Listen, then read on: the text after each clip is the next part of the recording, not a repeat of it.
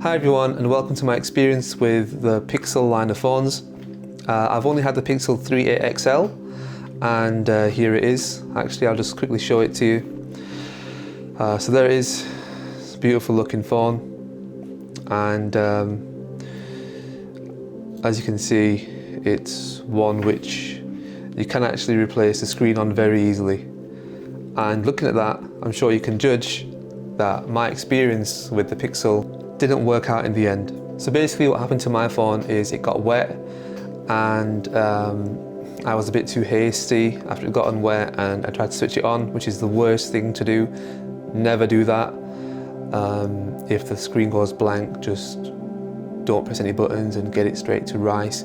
They say try and shake out any water, but of course just get it straight to rice. But yeah, mine completely died. This was about 5 or 6 months ago. Basically, it was towards the start of lockdown. So lockdown had started, my phone had died, and I had to go back to my old phone, which is this one.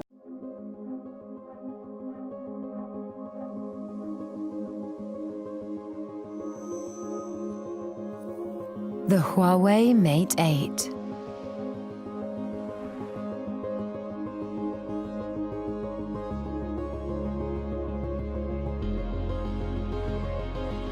With a 6-inch Full HD display with 95% color saturation. Lightning-quick octa-core processor. A true breakthrough in power and efficiency. Long-lasting battery with power-saving technology, giving you 2 full days of uninterrupted use.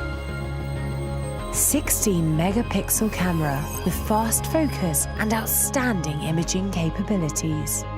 Dual 4G SIM cards connecting to 20 bands across the globe. And unparalleled security right at your fingertips. Huawei Mate 8, a breakthrough in power and efficiency.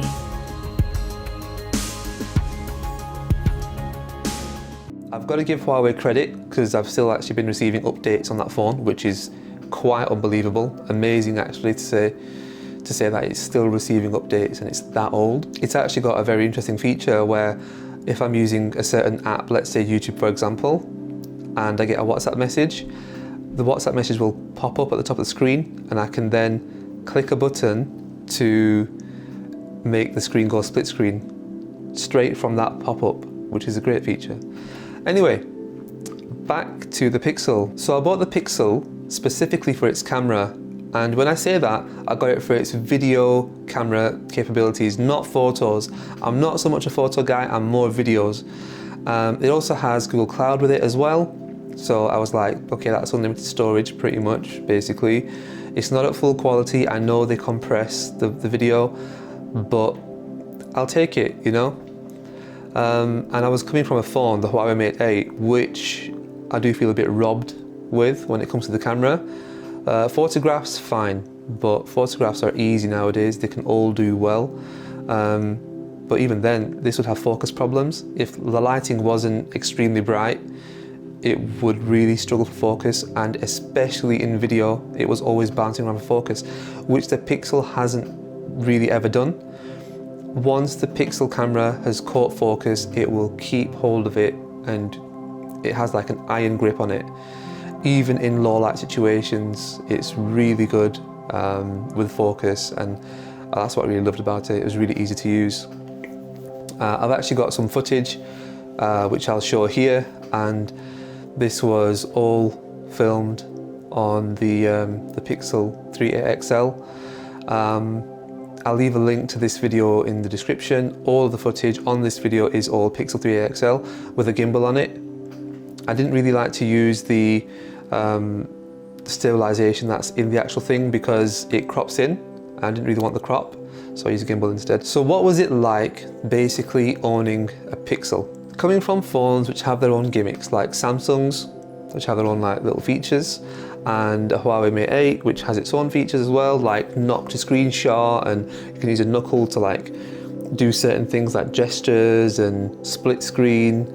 Coming from a phone like this to pure Android was a bit of a learning curve. I just went there basically for its camera and the assistant. And bear in mind, with the assistant, they've got that whole call screening thing where somebody can ring you and the assistant will answer on your behalf and show you a transcript on the screen. That doesn't work in the UK, so I felt a bit robbed there. Not too much of a problem, because again, the main reason was for the camera. Camera's brilliant, I was so happy. But the one thing which people don't really tell you about Pixels, okay? You know that you're going to get the software before anybody else, okay? The updates will come to you having a Pixel before anybody else, all right? Which is fantastic, because you're always getting these updates, and you know, they're incremental small differences, but they're good, usually. I say usually because there's a reason. But the problem with these updates is the bugs.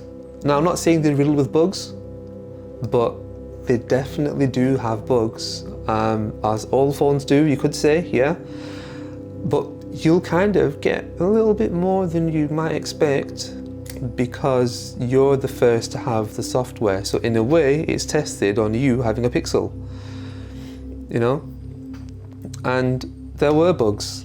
One example of a bug was when I would make a video, the audio on the video would be really bad, like horrendous. The audio was unusable, and that happened because I had the assistant on voice activation ready.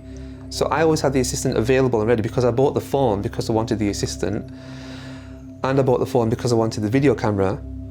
But if I used the assistant, the video camera app, when I was recording a video, the audio would be unusable.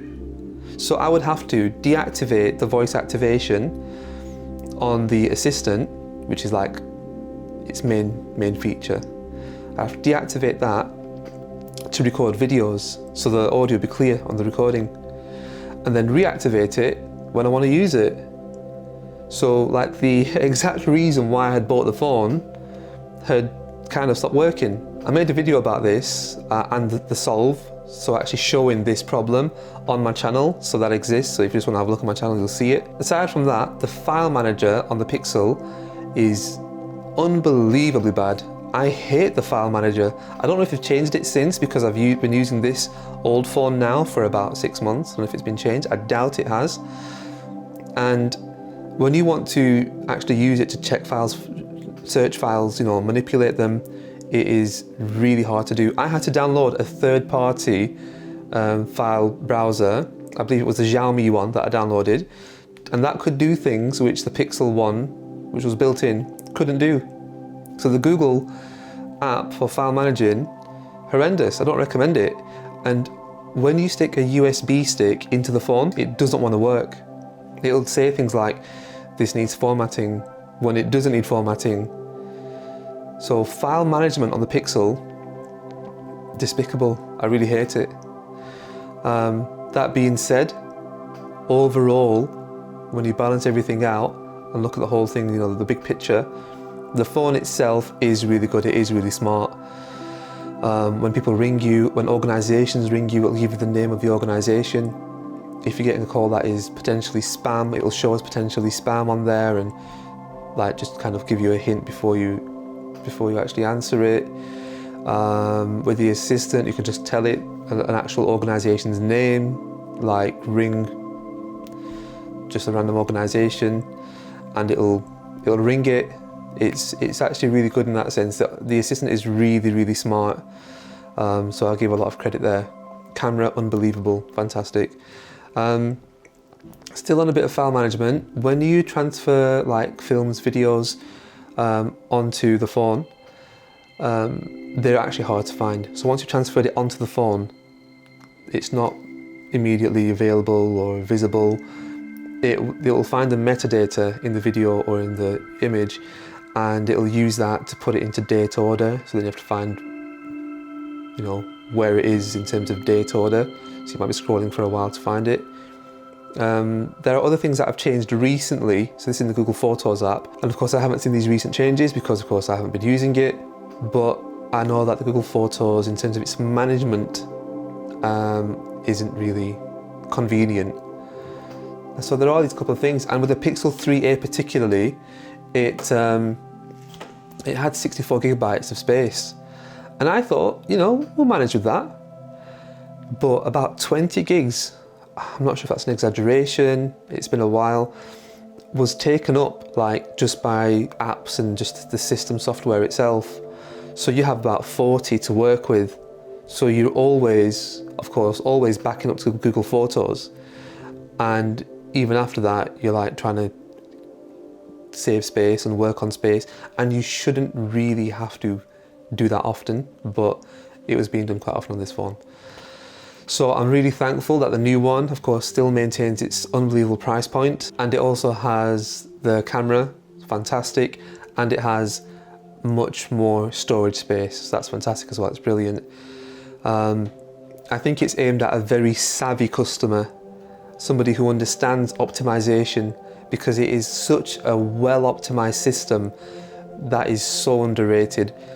I was worried about the battery size on the new one, because the Pixel 3a XL has a bigger battery than the Pixel 4a, and I wanted the screen size, but I believe the screen size is very similar to the 3a XL, so screen size nothing to worry about. In terms of optimization, it is absolutely stunning. It really handles the battery power really efficiently, really well. Of course, the camera is well optimized, the RAM really well optimized. It's just really well put together. You can tell that the Pixel devices are, in general, in terms of the hardware and how the hardware is going to be optimized and used, it's really well thought out. That's what makes them a brilliant phone. So I'm definitely getting the Pixel 4a as soon as it comes out. I haven't seen enough examples of video quality on it, and I'd like to see more. I do feel like they're over sharpening a bit more than they did on the older one. So I hope that they do fix any over sharpening in updates that come out, because over sharpening can't really be fixed. You can sharpen yourself, but you can't really unsharpen, so you will lose some data by doing that. But yeah, I'm looking forward to it coming out.